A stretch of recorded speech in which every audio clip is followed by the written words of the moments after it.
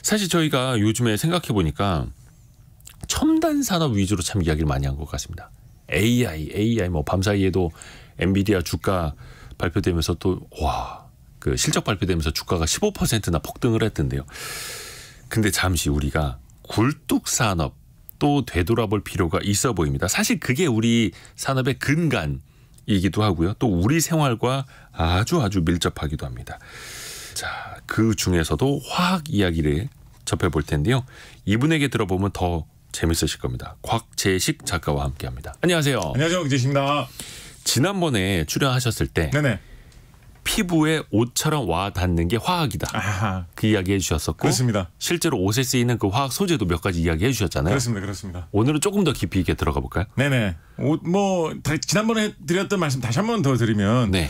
우리가 입고 있는 옷 같은 경우에 이제 천으로 되어 있는데 예. 그 천을 만들기 위해서 이제 시실과 나일실을 잘 엮어가지고 천을 만들지 않습니까? 예. 그럼 도대체 그 실은 어디서 나는 걸까? 실은 뭘로 만드는 걸까?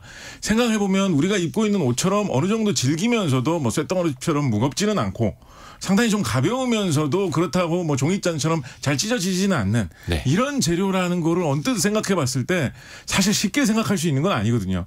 우리가 뭐 옛날 원시 시대를 다룬 뭐 그런 영화 같은 걸 보면 뭐 처음에 최초에 등장한 뭐 인류는 나뭇잎으로 몸을 가리고 뭐 이런 거 나오지 않습니까? 네. 근데 생각해 보면 나뭇잎이 그렇게 질기고 튼튼하지 않잖아요. 옷 같지 않잖아요. 바꿔야죠. 네, 그래서 우리 같은 이런 옷은 도대체 뭘로 만드는 걸까? 실에 대체 어디서 나온 걸까? 생각을 해보면 그 속에 이제 기본적으로 여러 가지 화학 원리가 숨어 있는 것이고 특히 현대 사회에서는 대부분의 실을 만들 때 상당량을 차지하는 것들이 이제 흔히 화학 섬유, 인조 섬유라고 하는 애초부터 이제 화학 기술을 이용해서 인공적으로 만드는 그런 소재를 이제 많이 사용하기 때문에 그렇죠, 지금은. 네, 화학이라는 것이 그야말로 이제 몸에 와 닿는 것이 화학이다, 옷이 화학이다 이렇게 말씀드려볼 수 있겠습니다. 지금은 천연 섬유보다는 화학 섬유가 훨씬 더 많고 그렇습니다. 또 그 실을 뽑아내는 걸 방적이라고 하고 그걸 천을 만드는 게 방직 뭐 이렇게 네네. 했잖아요. 아, 이거를 아시는군요. 아, 예. 우리나라 그때 70년대 또 이게 저 네네. 태어나기 훨씬 전에 아, 훨씬 전입니까? 훨씬 전에 네. 섬유 산업이 또 우리나라의 산업의 근간이었다라고. 그렇습니다. 진짜 우리나라 네. 막 가발 수출하던 그런 시절. 네네. 근데 네. 지금은 우리나라 이런 방적 거의 보기가 힘들죠. 그게 이제 어떤 관점에서 섬유 산업을 보느냐에 따라서 좀 다른데요. 네. 이제 우리 섬유 산업이라고 하면 이제 옷 만드는 것도 넓게 보면 이제 섬유 산업에 속하지 않습니까? 네. 그래서 예전에 이제 섬유 산업, 옷과 관련된 산업이다라고 하면 흔히 이제 많이 떠올리는 게 이제 미싱을 돌리면서 실제로 이제 천을 바느질하는 그 산업을 많이 생각을 했죠. 네. 어떻게 보면 그게 도시 노동자들의 가장 좀 전형적인 모습이라 가지고 지금 뭐 미싱은 잘도 도네 돌아가네 뭐 이런 노래도 있고. 그게 사계. 네네. 네, 노래도 있고. 사실 그 노래 가사가 되게 슬픈 노래더라고요. 그렇습니다. 예. 어떻게 음률은 좋은데. 어떻게 보면 그 노동자들의 맞아요. 애환, 전형적인 그런 삶의 모습을 나타내는 노래에서도 이제 미싱 돌리는 게 흔히 언급이 되었고 요즘도 뭐 약간 속어 내지는 우스갯소리 비슷하게 일반 사무직 노동자들도 고된 그런 단순 반복 작업을 좀 오래 할 때 이럴 때 너 오늘 뭐 했냐라고 하면 야 오늘 하루 종일 난 미싱 돌렸다 이런 식으로 말할 때 있거든요. 상징적으로. 그래서 굉장히 이제 상징적인 우리나라의 어떻게 보면 제조업의 대표라고 할 수 있는 게 이 미싱 돌리는 실제로 바느질을 하는 산업인데 이게 한때는 우리나라의 정말 노동자 숫자 수십만 명의 특히 이제 젊은 여성 노동자들이 미싱을 돌린다라고 할 만큼 주력 산업이던 시대가 있었는데 맞아요. 2019년에 통계청 통계를 보면 이런 봉제 의복을 제조하는 산업 전체의 종사자 숫자가 한 10만 6천 명 정도, 10만 명 정도가 되고요. 예. 이 종사자 전체 숫자가 10만 명인데 이 중에서는 뭐 경영을 하시는 분, 영업을 하시는 분, 옷 디자인 하시는 분 다 포함해서 이제 10만 명이라는 거거든요. 실제로 통계청 통계를 보면 의류 봉제업에서 실제 그 노동 미싱 작업을 하시는 분은 우리나라의 숫자가 이제 14,000명 정도 수준으로 줄어들었습니다. 14,000명이면 이게 어떤 산업하고 좀 비교해 보시면 좀 느낌이 올 거다라고 저는 생각을 하냐면 요즘에 여러분 인터넷 동영상 같은 거 보시면 그 인터넷 동영상을 올리는 거를 아예 업으로 하시는 분들 많이 계시지 않습니까? 네네네. 무슨 튜버 뭐 이런 식으로 예. 이야기하지 않습니까? 네. 우리나라 같은 경우에 그런 인터넷 동영상 올리는 걸로 수익을 얻는 사람의 숫자가 세계에서 거의 제일 많은 편에 속하거든요. 우리나라에 그걸로 수익 얻는 사람의 숫자가 대충 9만 명 정도 된다라고 보고 있습니다. 그래서 인터넷에서 동영상 찍는 걸로 먹고 살려고 꿈꾸고 있는 사람들의 숫자가 9만 명인데 이제는 미싱 돌리는 사람의 숫자는 14,000명이고 그중에서도 그나마 94%가 다 40대 이상 노동자거든요. 그래서 신규 인력이 거의 유입이 되지 않고 있는 상황이기 때문에 우리가 섬유산업이라고 하면 제일 먼저 떠올리는 미싱 돌리는 그 사람들 숫자는 정말 격감한 그런 상황이고 오히려 요즘에 섬유산업이라는 것의 대부분을 우리나라에서 차지하고 있는 숫자는 그 옷 자체를 만드는 것보다도 그 옷의 재료가 되는 천을 만드는 아까 말씀하신 대로 방직산업이죠.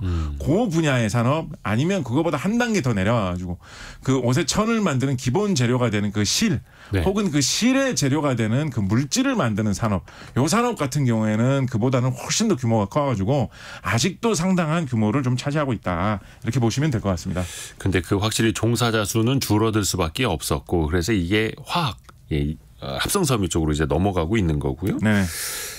근데 곽 박사님께서 옷의 위기라고 말씀을 하셨어요? 네. 옷의 위기 이게 어떤 의미예요? 이게 일단은 아까 말씀드렸던 대로 우리나라의 옷 자체를 만드는 산업의 어떤 종사자 숫자 기본적인 그 제조 자체에 좀 숫자가 줄어들게 있는 거 아니냐. 아, 제조 기반이. 예, 요거를 보고 있는 게 일단 하나가 있고요. 그다음에 거기서 한 발 더 나아가봐서 아까 말한 좀 넓은 범위의 섬유 산업에서 이 섬유 소재를 생산하는 거 실과 천을 생산하는 그 산업 쪽으로 좀 눈길을 돌려봐도 약간 좀 이 고민스러운 지점이 있는 것이 우리가 일상적으로 옷감이라고 하면 제일 쉽게 먼저 떠오르는 것이 면 소재 아닙니까? 면, 네. 뭐 순면 100% 뭐 이런 거 언젠가 한 번쯤 들어본 적 있는 거 같지 않습니까? 대부분 뭐 속옷 좀 그렇게 남아 있죠. 그렇죠. 근데 이제 이 면이라는 건 이제 목화라는 식물을 재배를 해가지고 네. 그 목화 솜을 따서 그 목화 솜을 가공해서 실을 만들고 그걸 엮어서 천을 만드는 건데 우리나라에 뭐 예전에는 뭐 문익점이 씨앗을 부뚜껑에 숨겨와가지고 그걸 심어서 목화를 길렀다 뭐 이런 이야기 우리가 다 네. 알고 있는데 네. 아마 여러분 길 가다가 우리나라의 목화밭을 보신 분이 거의 없으실 거예요. 아 우리 집에 시골에 우리 할아버지 목화 농사 짓고 계시 이런 분 아마 안 계실 거예요. 우리나라 지금 현재 목화 농사 짓는 곳이 뭐 실험적으로 어떤 특수한 목적으로 짓는 정말 극소수 외에는 지금 목화라는 게 국내에서 사실상 거의 없어져 버렸거든요. 그렇죠, 그렇죠. 우리나라에서는 면을 생산한다라고 하면 기본적으로 그 원료는 해외에서 다 수입을 해가지고 생산을 하는 것이고요. 뭐 전통적으로 면을 아주 고대로부터 생산하는 발상지다라고 하는 뭐 인도. 뭐 이런 데서 이제 목화를 수입을 하는 경우도 있고, 그리고 뭐 세계적으로 뭐 모든 농산물, 모든 공산품을 다 생산하는 뭐 중국에서도 많이 생산을 하고 있고요. 네. 세계적으로 이제 뭐 면화, 목화 생산의 강국이라고 하는 뭐 우즈베키스탄 이런 나라에서도 우리나라가 목화를 많이 생산을 해오고 있습니다. 그래서 순면 100% 이렇게 뭐 솜으로 뭐 배를 짜고 이런 거 하면 되게 어떻게 보면 토속적인 그런 산업 같지만 실제로 지금은 우즈베키스탄하고 교류를 통해서 넘어오는 것들이 상당히 많고, 우즈베키스탄 같은 나라는 목화 산업을 되게 그 나라의 중심 산업으로 되게 많이 생각을 하고 있거든요. 네. 그것 때문에 뭐 여러 가지 뭐 정치적인 문제도 있고 뭐 그런데, 그래서 우리 뭐 흔히 우스갯소리로 그런 얘기 하지 않습니까? 우즈베키스탄에는 워낙에 미남 미녀가 많아가지고 뭐 영화 배우 같이 생긴 사람들이 뭐 밭에서 밭일하고 있다더라 이런 네. 이야기 우스갯소리로 많이 하는데 네. 그 밭이 무슨 밭이냐라고 하면 목화밭이다라고 보면 될 정도로 목화가 많다. 네. 그래서 요즘에는 우리나라 회사들이 아예 우즈베키스탄에 회사를 세우고 거기서 이제 목화 농장을 경영을 하고 거기에서 아예 현지에서 면을 아예 생산하고 이런 경우도 많이 있거든요. 그래서 일단은 기반이 되는 목화 산업 자체는 우리나라에서 거의 사라졌다고 볼 수 있고, 그걸로 면, 천을 만드는 그 실을 만드는 그 공장 자체도 이걸 말씀하신 대로 방적, 방직이라고 하는데, 그 방적, 목화 솜을 가지고 실을 만드는 이 산업 같은 경우에 어떻게 보면 뭐 우리 세계사 시간에 그런 거 나오지 않습니까? 영국에서 처음에 산업혁명이 벌어질 때 그 목화에서 방적기. 실 뽑고 천 만드는 그거를 자동화된 기계로 하기 시작하면서 산업혁명이 시작됐다 뭐 이런 얘기 하지 않습니까? 네. 그래서 어떻게 보면 현대 제조업의 제일 뿌리가 되는 게 방적, 방직업인데, 그래서 한때 우리나라에 괜찮았거든요. 네. 우리나라 공업 제조업이 쭉 잘 성장을 하면서 1990년 같은 경우에는 이거를 한 370만 추 정도의 면 방적 공장이 있다라고 얘기를 했어요. 추라고 추라는 하면 건 그 실한 실패. 실패를 실패. 말합니다. 그래서 실패 전국적으로 헤아려 보면 370만 개의 실패가 꽂혀 있어가지고 거기서 쉼없이 계속 면실이 나온다라고 이제 이야기를 했었는데 지금 같은 경우에는 2021년 대한방직협회에서 나온 자료를 보면 지금 네. 남아있는 국내의 이 방적 추 수가 55만 추 정도밖에 안 되는 걸로 이야기하고 있거든요. 55만 추면 90년대 최전성기에 비해서는 거의 뭐 5분의 1, 7분의 1 정도로 준 거니까 지금은 목화 원재료를 수입할 뿐만 아니라 그걸로 만드는 그 실 만들고 천 만드는 사업 자체도 과거에 비해 상당히 좀 줄었다라고 볼 수가 있겠습니다. 세계적으로 보면 세계에서 이 목화 실 제일 많이 뽑는 나라들은 당연히 이제 뭐 중국, 인도 이런 나라들인데 이런 나라들은 뭐 우리나라 전체에 8천만 추가 있다, 5천만 추가 있다, 뭐 이런 식으로 산업 규모를 이야기하거든요. 근데 우리나라는 뭐 55만 추라고 하니까 굉장히 이제 쪼그라든 것이고 그나마 여러 가지 산업 여건의 변화 때문에 뭐 공장을 뭐 베트남으로 이전하겠다 이런 맞아요. 이야기가 계속 나오고 있어가지고 우리나라 방적 산업 특히 면방적 같은 경우에는 좀 이렇게 계속 좀 줄어드는 그런 추세가 있습니다. 근데 이제 그래서 그런지 우리나라 섬유 산업 자체가 뭔가 이게 좀 옛날 산업이고 사형 산업이고 뭐 이런 듯한 뭐 옷 만드는 거 아니야? 요즘 뭐 미신 그렇게 많이 돌리나? 이렇게 좀 그냥 어떻게 보면 그냥 뭉뚱그려서 생각하는 경우가 있는데 막상 이게 기술 산업이고 기술 소재를 이용해서 화학 기술을 이용해서 만드는 이 인공 섬유, 화학 섬유 같은 경우에는 그것까지 다 합쳐서 보면 또 우리나라 섬유 산업의 규모가 또 작지가 않습니다. 세계 수출 시장에서 놓고 보면 세계의 섬유 소재 수출이 세계 몇 위 정도 되느냐 따져보면 우리나라를 대충 한 5위에서 6위 정도로 평가하거든요. 화학섬유까지 합치면. 네. 그래서 면은 우리나라 목화밭은 하나도 없지만 그건 더 이상 농사 지을 여건이 안 돼가지고 목화밭은 거의 뭐 0으로 줄어든 상황이지만 그 기계 장치를 이용해서 노동자들이 화학 기술을 이용해서 생산하는 화학섬유까지 합쳐보면 갑자기 세계 5, 6위권으로 껑충 뛰어드는 그런 뛰어오르는 그런 게 지금 우리나라 섬유 산업이고 한국 경제에서 아직까지도 중요한 역할을 차지하고 있습니다. 이 화학 섬유 산업이라는 게 이게 뭐 우습게 볼 게 아닌 것이 그러면 어느 나라가 세계의 섬유 강국이냐 이렇게 보면 아까 1, 2위에 당연히 이제 중국하고 인도가 자리 잡고 있고요. 양으로 물량으로. 이 나라들은 이제 뭐 면부터가 일단 생산이 많이 되기 때문에 뭐 목화 농사도 많이 짓고 그렇기 때문에 기초가 워낙에 튼튼하기 때문에 그 자리 잡고 있고 3위를 보통 이제 뭐 세계적인 강대국인 미국으로 평가를 하거든요. 그리고 4, 5위가 있고 우리나라가 이제 5, 6위 경쟁을 하고 있다라고 봐야 되는데 4위가 어느 나라일까요? 보통 4, 5위가 경쟁이 치열한데 4위가 어느 나라일까요? 듣고 보면 이 나라가 섬유 사업이 강할 만하다라는 생각이 드는 나라입니다. 원래 2, 3, 4위가 기억하기 제일 어려운 분야. 그렇죠. 4위가 보통 이탈리아가 섬유 산업 4위로 나오는 경우가 많이 있습니다. 패션으로 이어지니까. 그렇죠. 그래서 패션 산업이 아주 활발하게 발달해 있는 그런 그 소비자 산업도 많이 발달해 있고 그거를 밑에서 받쳐주는 이 제조업, 섬유 기반 기술도 굉장히 발달해 있는 그런 나라가 이탈리아 선진국으로서 이탈리아가 선진국이라고 하는데 이탈리아에서 뭐 반도체를 잘 만드는 것도 아니고 뭐 어떻게 선진국이 됐지라고 생각을 해보면 섬유 산업 같은데 경쟁력이 탄탄하다라는 거죠. 그리고 우리나라하고 5, 6위 경쟁을 많이 하고 있는 나라가 보통 이제 독일로 많이 봅니다. 독일 역시 화학 강국이자 제조업 강국으로서 이 섬유 산업의 경쟁력을 탄탄하게 갖고 있는 거죠. 요즘은 우리나라가 이제 일본 정도는 섬유 산업에서 젖혔다라고 많이 평가를 하거든요. 그래서 이제 우리나라 경제가 기술이 발전하면서 많이 발전하는 원동력 중에 하나가 이 섬유 산업이고 이게 규모가 상당한 것이 월간 통계를 보면 우리나라 섬유 산업 수출액 액수가 대충 한 9억 달러 이상 보통 많이 잡히거든요. 월간이요? 월간으로 보면 한 뭐 9억 6천만 작년 11월 통계 같은 경우에 9억 6천만 달러 이런 정도 나오는데 보통 우리나라가 그 요즘에 주식시장에서 정말 많이 주목받는 산업으로 이 배터리 분야, 2차 전지 분야가 앞으로 미래의 먹거리다 이러면서 많이 주목받지 않습니까?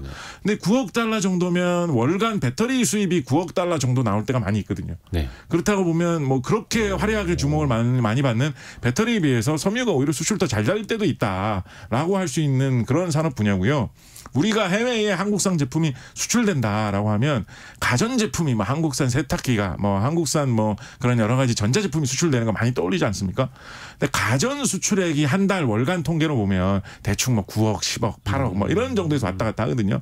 그래서 한국의 대표 수출 산업이라고 할 수 있는 가전 산업 규모하고 선유 산업 수출 규모가 사실 비슷하고 화학 산업에서 생산되는 여러 가지 이 기술 위주의 생산 제품들이 실 만들고 옷감 만드는 이런 산업이 사실은 미치는 한국 경제에서 상당히 많은 비중을 차지하고 앞으로도 전망도 뛰어나거니와 세계 여러 선진국들이 기술을 계속 더 개발해가지고 앞으로 많이 개척을 하려고 하는 그런 산업 분야인데 이게 이제 섬유하면 옷하면 이제 미싱, 목화 이런 것만 좀 많이 생각을 하다 보니까 약간은 좀 주목을 못 받는 그런 면이 있어서 그런 점에서도 어떻게 보면 한국 산업계에서는 좀 옷의 위기 이런 말을 좀 써가면서 좀 진지하게 다시 돌아볼 필요가 있지 않겠는가 뭐 이런 생각을 좀 해보고 있습니다. 옷의 위기이기도 한데 또 화학산업으로 보면은 여전한 경제용으로 캐시카우이고 돈 잘 벌어오는 산업이기도 그렇습니다. 하고요. 많은 분들이 목화에 대한 추억이 많으시네요. 권인숙님 요즘 화초로 목화를 키우신다고 하고 그럴 수 있죠. 김남희님은 어렸을 때 할머니랑 목화 따던 생각나네요.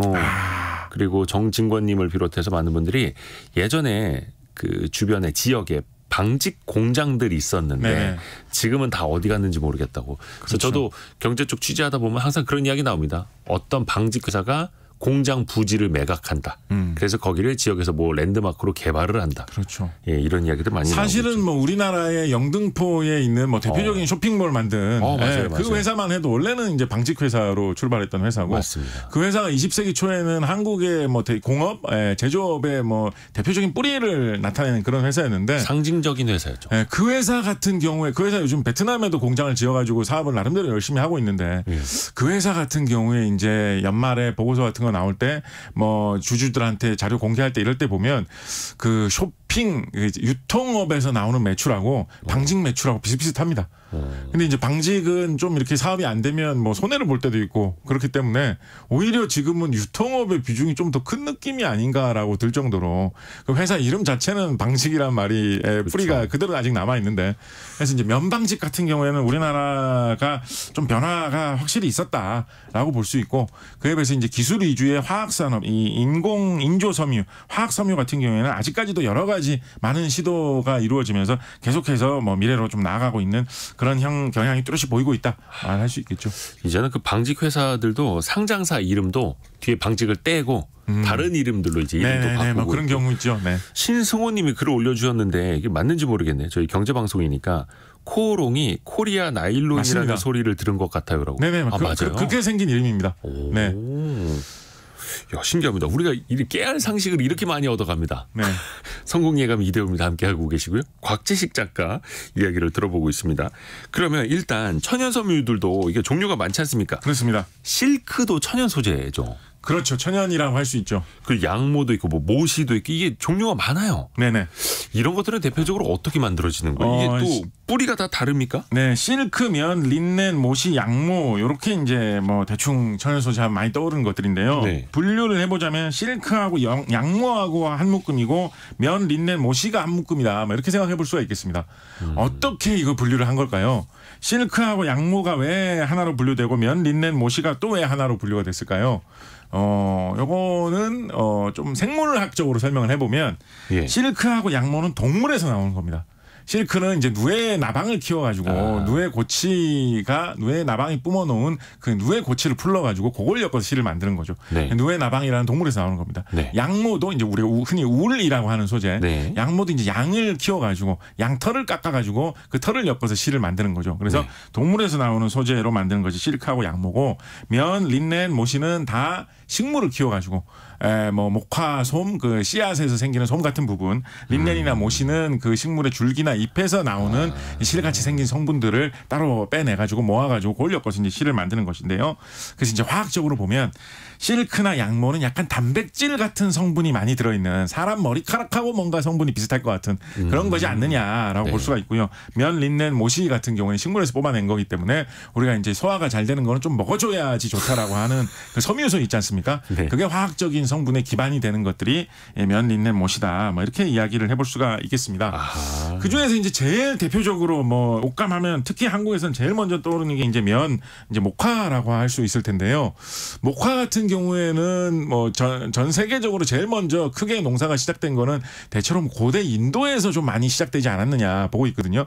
인도는 아직까지도 이 목화 면 산업이 크게 발달해 있기 때문에 또 그걸로 옷을 만드는 산업도 꽤 발달해 있고요. 그래서 어떻게 보면 목화의 종주국은 한 3,000년, 4,000년 전부터 지금까지 계속 인도다. 중간에 산업혁명 때문에 영국한테 잠깐 빼앗긴 적이 있고 미국한테 잠깐 좀 뒤처진 적이 있지만 목화하면 인도다라고 해도 될 정도입니다. 지금 뭐 우즈베키스탄 같은 데에서 목화가 잘 된다라고 하는 것도 어떻게 보면 인도하고 가까운 중앙아시아 지방이기 때문에 기온도 맞아야 되고요. 일찍부터 목화가 전파돼가지고 그쪽에 이제 자리를 잡았다라고 볼 수가 있겠죠.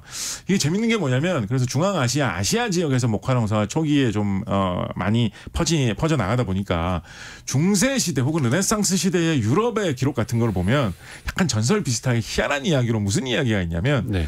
아시아 쪽을 탐험을 하다 보면 네. 타타리의 식물양이라고 하는 희한한 괴물이 있다. 식물양. 네, 그런 전설이 있었습니다. 그게 뭐냐면 이제 유럽에서 돌던 전설인데 네. 어떤 기사가 모험을 하면서 아시아의 이상한 동네에 가보니까 분명히 식물인데 풀인데 거기서 꽃이 피고 열매가 열리면 그 열매에서 양이 열리는 그런 식물이 있더라. 세상에 그런 신기한 식물이 어딨냐라고 하면서 유럽의 전설로 퍼졌던 건데 뭔가 털이 뽀송뽀송한. 네, 현대 과학자들이 이제 추측을 해보니까 이게 양털로 만드는 옷 못지않게 좋은 옷을 만들 수 있는 솜이 열리는 목화가 재배되는 아시아의 풍경을 보고 목화 보면 신기하죠. 처음에 보면. 그게 이제 와전이 돼가지고 유럽에는 이제 그런 전설이 생겼다라는 그런 이야기가 있고요. 그 품종이 이제 동쪽으로 이제 퍼져나가지고 중앙아시아 인도에 있던 품종이 동쪽으로 퍼져나가서 이제 중국, 우리나라, 일본에서도 이제 재배를 하던 그런 목화가 된 것인데 우리가 이제 흔히 이제 문익점이 뭐 목화 씨앗을 숨겨오고 뭐 이런 이야기를 많이 하지 않습니까? 근데 이제 이게 재밌는 게 뭐냐면. 네.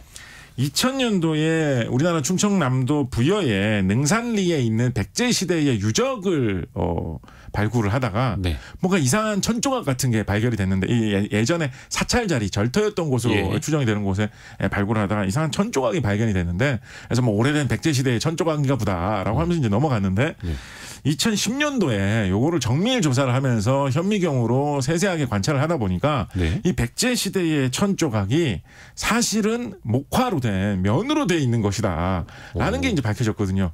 문익점은 고려시대 말기의 인물이거든요. 네. 근데 백제 시대에 어떻게 문익점이 전래를 해줬다는 목화로 만든 면으로 된 천이 나왔냐라고 해서 굉장히 이제 화제가 되었었던 적이 있습니다. 이게 굉장히 신기한 게 그 좀 유명한 유물이기 때문에 인터넷에서 검색을 해보시면 백제시대 면직물, 뭐 부여 능산리 면직물 이런 식으로 하면 이제 사진이 나오는데 정말 신기한 게 이게 뭐 정말 그랬을 것 같지는 않습니다만 그 면직물의 모양을 보면 진짜 희한하게도 어떻게 생겼냐면 꼭 때타올처럼 생겼습니다. 네. 작게 손바닥만. 네, 손바닥만. 꼭 모양도 그 때타올이었을 리는 없다고 저는 생각을 하는데요. 꼭 그런 모양으로 희한하게 생겼습니다. 그래서 굉장히 좀 인상적인 그런 유물이었는데. 그 면으로 만든 직물이었다. 네.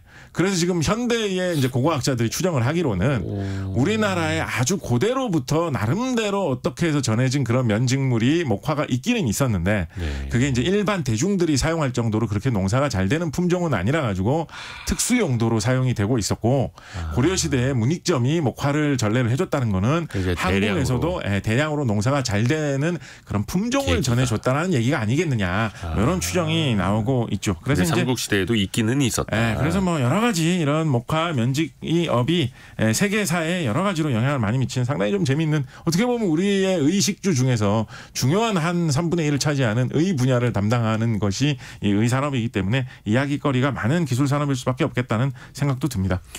박미영 님이 갑자기 요즘에 목화로 꽃다발 많이 만들어서 선물하던데 예쁘더라고요. 그렇겠죠. 그게 진짜 목화였나요? 보통 이제 진짜 목화 많이 쓰죠. 왜냐하면 이제 그 솜처럼 이렇게 핀 모습이 좀 이렇게 예쁘기도 하고 이게 좀 약간 만져보면 그야말로 이제 솜털 같은 느낌이 나는 것도 있으니까. 그런 목화 꽃다발 괜찮네요. 그러니까 요즘 그렇게 됐죠. 옛날에는 이제 옷을 만들어 입기 위해서 이제 대량으로 우리나라에 재배하는 식물이었는데 요즘에 이렇게 이제 관상용, 그렇죠. 꽃다발에 들어가는 용도로 특수 재배하는 정도로 이제 목화가 좀 줄게 된 이런 게 좀 재밌는 것 같습니다. 그게 경제적으로 보면 고부가가치 산업이라는 거죠. 그렇게 볼 수 있겠죠. 목화 몇 개 뭉치 만들어봐야 옷 한 벌 못 하는데 그렇죠. 그래서 돈도 얼마 못 받고 근데 꽃다발로 만들면 한 1, 2만 원도 받을 수 그렇습니다. 있고 가공할 것도 훨씬 더 없는데 그렇죠. 꽃다발에 넣으면. 화학섬유로 한번 좀 넘어가 볼까요? 그러면 일단 화학섬유가 인공적으로 인간이 이게 어떻게 보면 이제 석유에서부터 출발하는 그렇습니다. 거 아닙니까? 그거 네. 갖다가 섬유를 만들었다라는 건데 네. 이게 어떻게 시작됐을까요? 석유 말씀하신 대로 이제 석유에 있는 특정 성분을 이제 뽑아낸 다음에 예. 그거를 여러 가지 다른 물질하고 화학 반응을 계속 일으켜가지고 실 같은 재질이 되어가지고 그걸 엮어서 실이나 오스감으로 만들 수 있을 정도가 되면 이제 그거를 이제 화학 섬유다라고 이야기하는 거죠. 그거는 뭐 식물이나 동물을 길러서 뽑아내는 게 아니라 네. 석유 같은 그런 재료를 사람의 순수한 기술력으로 계속 반응을 시켜서 질긴 재료로 바꾸게 되는 거니까요. 세계 최초의 화학 섬유이자 지금도 아주 널리 사용되는 화학 섬유의 대표라고 볼 수 있는 물질은 나일론이라는 제품이죠. 나일론 사실은 원래는 이제 상품명으로 브랜드로 개발되어 있는 명칭인데요. 워낙에 이제 많이 사용되고 있어서 그냥 보통 명사처럼 나일론이라고 하는데 미국의 초대형 화학회사에서 근무하던 캐러더스라는 화학자가 1938년부터 개발해가지고 판매를 하기 시작한 제품입니다.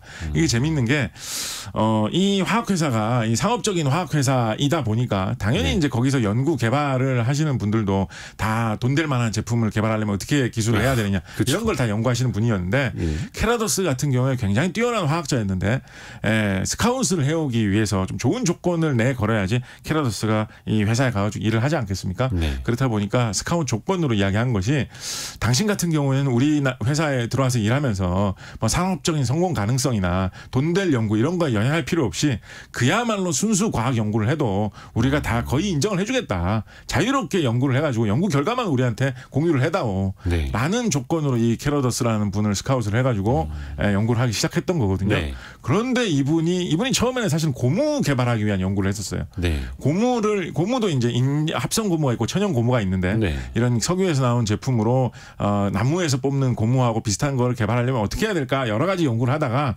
거기에서는 크게 재미를 못 보고 고무처럼 그런 쫀득쫀득하고 끈끈한 재료를 몇 가지를 찾아냈는데 네. 그거를 이리저리 반응을 하다 보니까 고무 같은 재질은 안 되지만 실가닥같이 가늘면서 좀 쫀쫀하게 늘어나는 그런 재질로는 만들 수 있을 것 같다라는 생각이 돼가지고 아예 이참에 그럼 실을 만드는 걸 해보자라고 해가지고 고무를 개발하다가 이게 개발이 된 것인데 이게 원래는 순수 과학 연구 돈 안 되는 연구해도 좋다라고 하면서 투자를 해가지고 시작된 산업이 지금은 화학 분야에서 소비자들한테 와닿는 제품으로는 세계 시장에서 뭐 가장 대표적인 상품 화학 섬유로 대표되는 나일론 개발로 연결됐으니까. 그게 나일론으로 이어진 거예요. 이게 참 묘한이죠. 그래서 1938년에 개발된 나일론이 처음으로 인간이 개발한 합성 섬유다 이렇게 보시면 되겠고요. 이게 또 좀 오묘한 이야기로 이어지는 게 네. 아까 좀 1위는 좀 기억하기 쉽지만 2, 3, 4위는 기억하기 어렵다라는 예. 이야기 많이 하지 네. 않습니까? 그럼 세계에서 두 번째로 개발된 합성 섬유는 뭐냐? 이것도 좀 생각해 볼 필요가 있겠죠. 거기 뭐 다 뭐 폴리자 붙는 것들이 다 그렇습니다. 다 합성 뭐 폴리에스테르 뭐 폴리아미드, 폴리아크릴 이런 것들이 다 합성섬인데요. 네. 참고로 이 나일론 같은 경우는 이제 화학적으로는 폴리아미드라고 하고요. 나일론이 이제 상품명이다라고 보시면 되는데 세계 첫 번째 합성섬유가 이 캐러더스가 개발한 나일론이고 세계 두 번째 합성섬유가 뭐냐라고 생각을 해보면 이게 이제 재밌는 게 대한민국의 전라남도 담양 출신의 과학자인 이승기 박사라는 분이 예. 당시 이제 일제 강점기죠. 일본의 교토 대학에 건너가가지고 연구를 하시다가 개발한 이게 많이 알려진 비날론이라는 제품이 비날론이요? 비날론이라는 소재가 세계에서 두 번째로 개발된 합성섬유다. 그래서 한국인이 개발한 게 세계 두 번째다라고 보시면 되겠습니다. 이게 비날론이 세계 두 번째 합성섬유인데도 생각보다 많이 안 알려진 이유가 뭐냐면 이분이 당연히 한국인이니까 광복 이후에 한국에 돌아오셔가지고 서울대학에서 연구를 하시면서 서울대학교 공과대학 학장도 하시고 굉장히 열심히 일을 하셨거든요. 근데 6.25가 일어나는데 6.25 일어났을 때 서울이 한동안 북한군에 점령되어 있지 않았습니까? 북한군에 점령되어 있을 때 북한의 웬갓 고위 인사들이 찾아와가지고 이승기 박사한테 가가지고 북한으로 좀 같이 가자. 갖은 이제 회유와 설득을 해가지고 이 이승기 박사 이분이 북한으로 그 후에는 건너가셔가지고 돌아가실 때까지는 북한에서 많이 활동을 하셨어요. 그러다 보니까 북한에서는 뭐 이승기 박사 이분은 뭐 민족의 영웅이고 세계 최고의 과학자고 뭐 무슨 뭐 주체상 사상을 과학으로 실현한 인물이고 해서 지금 엄청나게 떠박드는 과학자가 되어 있는데 네. 상대적으로 그렇게 6.25 와중에 북한으로 건너가는 그런 행적이 있다 보니까 남한 쪽에서는 좀 덜 알려진 이런 면이 있는데 이분 뭐 담양 출신의 한국 분이시고 한국에서도 뭐 열심히 활동을 하신 분인데 이 현대사의 곡절 때문에 북한으로 건너가게 되셨다 이렇게 보시면 되겠습니다. 비난론 이게 어디에 쓰여요? 비난론 저 처음 들어봐가지고. 비난론도 이게 참 이 곡절이 많은 그런 재료인데 이게 예. 사실은 연원부터 생각을 해보면 좀 재밌는 게. 왜 멀쩡한 그 뭐 면 소재 이런 걸로 해도 다 좋은데 네네. 왜 하필 애초에 합성 섬유를 개발하려고 했느냐를 살펴보면 이게 뿌리부터 사실은 정치적인 거하고 연결이 돼 있어가지고 미국에서 사람들이 이제 특히 이제 스타킹이나 네. 여성의 어떤 좀 아름다운 옷감으로 많이 사용이 되던 게 당연히 이제 실크 비단을 많이 사용을 했거든요. 근데 비단하면 당연히 이제 아시아권에서 많이 만드는 거지 않습니까? 네. 근데 20세기 초에서는 뭐 중국 비단도 예로부터 유명하지만 일본 비단이 굉장히 세계적으로 많이 팔리고 있었거든요. 그러다 보니까 일본에서 비단을 미국에서 많이 수입을 해가지고 스타킹 같은 여성 의류 만드는 용도로 많이 사용을 했었는데 네. 일본하고 미국 사이에 뭐 전쟁이 벌어진다 어쩐다 하면서 관계가 얹어지다 보니까 일본에서 비단 안 팔면 어떡하냐. 그럼 비단 가격 너무 높아지면 어떡하냐라고 하다가 비단을 대체할 수 있는 걸 인공적으로 만들어 보자라고 하면서 인기를 얻어서 팔린 제품이 나일론이고 그러다 보니까 나일론으로 스타킹이나 속옷 같은 데 초장에 많이 만들었던 거거든요. 미국에서 이렇게 나일론을 만들어 가지고 성공을 하다 보니까 일본에서는 이제 반대로 미국이 우리의 이제 숨통을 조이려고 우리나라에서 많이 수입을 가던 실크를 대체하는 걸 기술적으로 개발했다. 우리도 뭔가 거기에 대응책을 만들어야 되지 않겠느냐라고 해서 일본 내에서 관심이 많았는데 그런 배경 속에서 이승기 박사가 나도 인공섬유 하나 개발했다라고 해서 비난론이라는 제품을 만드니까 굉장히 이제 주목을 많이 받았던 것이죠.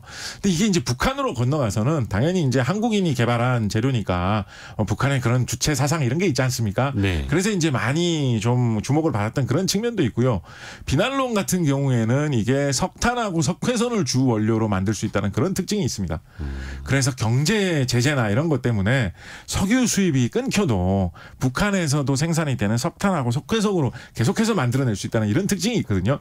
그렇다 보니까 북한에서 이것이 바로 주체 정신이다라고 하면서 굉장히 많이 주목을 받아가지고 북한에서는 그래서 이런 비난론 공장을 짓는 게 약간 좀 뭐랄까요 사상적인 이런 거와도 연결이 돼가지고 약간 무리해서 비난론 공장을 많이 짓기도 하고요.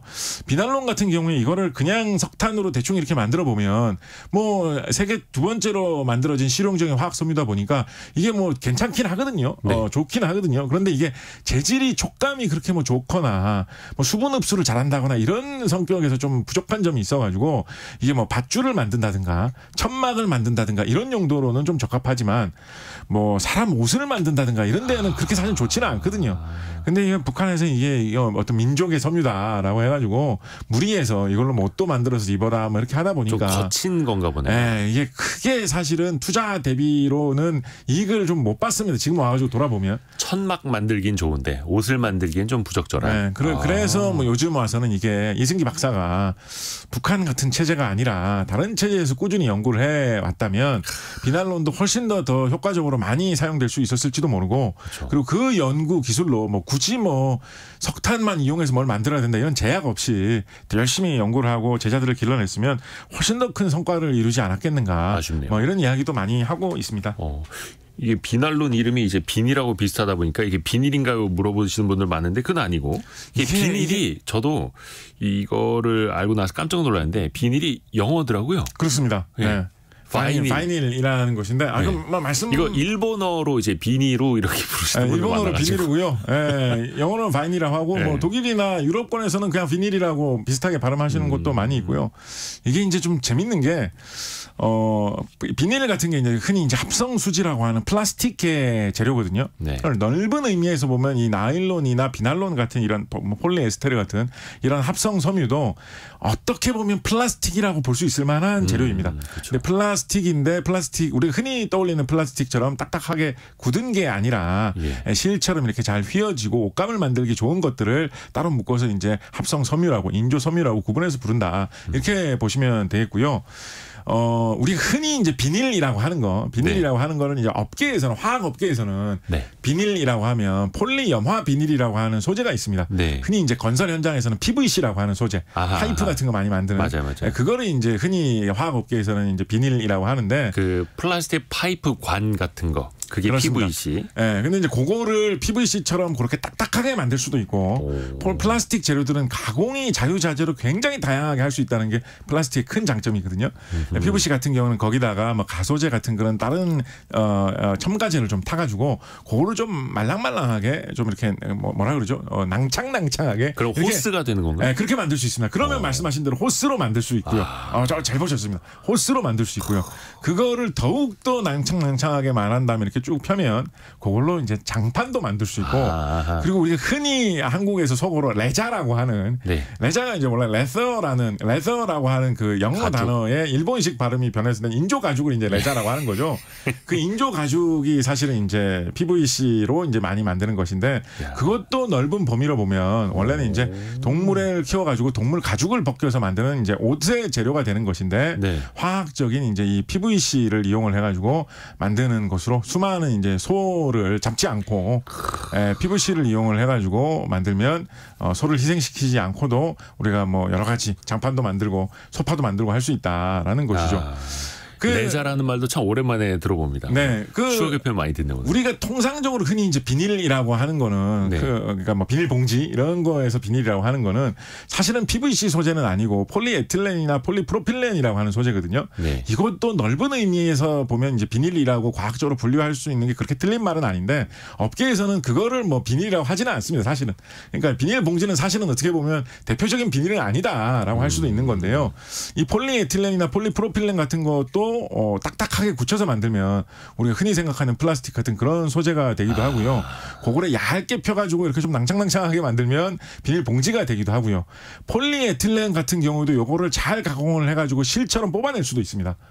플라스틱이라는 게 이런 식으로 온갖 형태로 가공이 잘 된다는 게 특징이기 때문에 그래서 폴리에틸렌 같은 거를 실처럼 잘 뽑아내서 만들어서 옷감처럼 잘 엮어내면 그거는 뭐가 될까요? 폴리에틸렌으로 만든 옷을 입고 다니는 경우는 있긴 있는데 네. 주류는 아니거든요. 폴리에틸렌으로 옷감을 만들면 그게 뭐가 되느냐? 흔히 우리가 말하는 이 부직포라고 하는 재질을 만들 때 폴리에틸렌이라는 게 됩니다. 그래서 여러분이 흔히 접하시는 이 비닐봉지 그 소재를 가공을 달리 해가지고 실처럼 뽑아낸 다음에 엮으면 그게 부직포가 된다. 마스크 소재가 된다. 그래서 이제 우리가 그 마스크 대란이 일어났을 때 그런 얘기 있었거든요. 한국에서 지금 우리가 생산을 본격적으로 안 해서 그렇지 우리나라는 마스크 만들려고 작심만 하면 조금만 기다리면 마스크 대량 생산이 가능하다. 이런 얘기를 했었거든요. 세계적으로 마스크 대란 때문에 코로나19 당시에 좀 고민이 있었을 때 그런 이야기가 나왔던 이유가 우리나라 섬유산업이 발달해 있고 플라스틱을 만들어내는 화학산업 기반이 튼튼했기 때문에 원래 비닐봉지 만들고 플라스틱 도구 만들던 폴리에틸렌을 실처럼 뽑아내서 엮기만 하면 이제 부직포가 돼서 마스크를 만들 수가 있기 때문에 해볼만 하다라는 그런 이야기가 있었던 것이고 이런 게 사실은 제조업의 기초 체력이자 기술력의 어떤 기반이다라고 할 수 있는 그런 것이겠죠. 이 화학 소재가 되게 뭔가 마법 같네요. 마법 같아요. 같은 건데 어떻게 하느냐에 따라서 약간씩 또 달라질 수 있고 변형이 가능하고. 그래서 이거 뭐 찾아보자 보면 한도 끝도 없는 게 우리 나일론이라는 게 아까 말씀하셨던 대로 이게 뭐 대표적인 스타킹 만드는 게 나일론이잖아요. 근데 요즘에는 그 기술력으로 이제 반대로 원래는 실같이 그렇게 휘어지는 옷감이 될 법한 그런 소재지만 그걸 가공하기에 따라서는 굳힐 수도 있거든요. 네네네. 그래서 이제 나일론하고 계통이 같은 이 폴리아미드 수질 같은 것을 이용을 해가지고 플라스틱을 더 질기고 단단하게 만드는 용도로 이 나일론하고 뿌리가 같은 폴리아미드 수질을 또 현대에 많이 사용합니다. 그래서 폴리아미드로 그것도 만들던가요? 그 여행용 캐리어? 뭐 별거 다 만듭니다. 여행용 캐리어 만들고요. 이게 결국은 실하고 비슷한 느낌의 소재지 않습니까? 네네. 그러니까 요거를 잘 넣어가지고 하면 가벼우면서도 굉장히 질기게 만들 수가 있는 거예요. 네. 그래서 말씀하신 대로 여행용 캐리어 같은 데 집어넣기도 하고요. 방탄복 같은 데도 집어넣습니다. 이게 튼튼하고 질기게 만들기 기술력이 좋기 때문에 뭐 나일론하고 방탄복에 들어가는 폴리아미드하고 조금 성분은 다르기는 한데 네. 그래서 이제 역으로 섬유가 되는 걸 굳혀서 튼튼하고 가벼워야 되는 온갖 제품을 만드는 소재로도 쓸 수가 있기 때문에 과거에는 이제 섬유 산업하면 처음에 말씀드렸듯이 이거 뭐 미싱 돌려가지고 작업하는 그런 게 섬유 아니야라고 생각하던 시대가 있었는데 요즘은 워낙에 신소재들이 많이 나오고 있기 때문에 뭐 등산복 같은 거 만드는 기능성 소재 이런 거 말고도 가공을 어떻게 하느냐에 따라서 뭐 자동차 부품, 뭐 비행기에 들어가는 소재, 별의별 것들이 다 섬유 산업의 기반 하에서 만들어지고 있고 이런 분야에서 우리나라가 기술력이 앞서 있기 때문에 아직까지도 말씀하신 대로 캐시카우로 한국이 수출하는데 큰 역할을 하고 있는 것이라서 우리 계속해서 관심을 가지고 이쪽 분야의 기술이 개발되는데 좀 생각을 해볼 필요가 있겠다라는 말씀을 좀 드리고 싶습니다. 와, 제가 질문 한 5개 한 것 같은데 한 40분이 지나갔습니다. 네. 그렇게 됐군요, 벌써. 네. 보통 저희가 2부 요 시간대는 질문을 거의 한 20개 안팎 준비를 하는데. 그렇군요. 야, 우리 곽재식 작가님은 아까 이게 누가 글 올려주셨었는데 정주철 님이 말이 끊이지 않는 작가님의 재능이 멸시를 뽑는 느낌이네요. 이런 거를 이제 우리 속어로 예전에 그런 얘기 했죠. 네. 나이롱 토크다. 끊이질 않는 토크. 끊이지 않고. 뭐 약간 끝나는 분위기 같은데 이제 마지막으로 그거 말씀드리면 네. 나이롱이라는 말이 뭐 나이롱 박수, 뭐 나이롱 환자 이런 식으로 약간 좀 부정적인 표현으로 조금 그런 붙잖아요. 식으로 쓸 때 있지 않습니까? 네. 이게 사실 두 가지 뿌리가 있는데요. 네. 처음에는 끊임없이 계속되는 거, 질기게 연결되는 거를 이제 비유해가지고 나이롱이 튼튼하니까 나이롱 박수라고 하면 이제 오래가는 박수다라고 해서 이제 나이롱 박수. 환자가 입원을 했는데 퇴원 안 하고 오래 계속 있다라고 하면 나이롱 환자 이런 식으로 많이 이야기를 했었는데요. 그게 가짜 환자 뜻이 아니라 질긴 환자라는 뜻도 있던 거예요. 초반에는 그런 용도로도 많이 사용이 됐는데 이제 나중에 이제 시일이 좀 지나다 보니까 나이롱 환자가 아무래도 이제 가짜 환자인 수가 많지 않습니까? 그리고 박수가 너무 오래 이어진다라는 거는 사실은 높은 사람 등장했을 때 좀 아부하려고 박수 치다 보면 괜히 쓸데없이 박수가 오래 이어지는 경우가 많거든요. 인공적인. 그러다 보니까 인위적인 가짜 이런 의미도 좀 나중에 더해져가지고 가짜 환자, 가짜 박수를 뭐 나이롱 환자, 나이롱 박수 이렇게 부르는 어감도 좀 생기게 된 것 같습니다. 그리고 나이롱 작가 아니고 네네. 환경 또 화학 박사님, 곽재식 작가님과 오늘 나이롱 이야기만 해도 한 20-30분 들은 것 같은데 남아있는 질문은 또 다음 시간에 또 기약할게요. 고맙습니다, 곽재식 작가님. 감사합니다.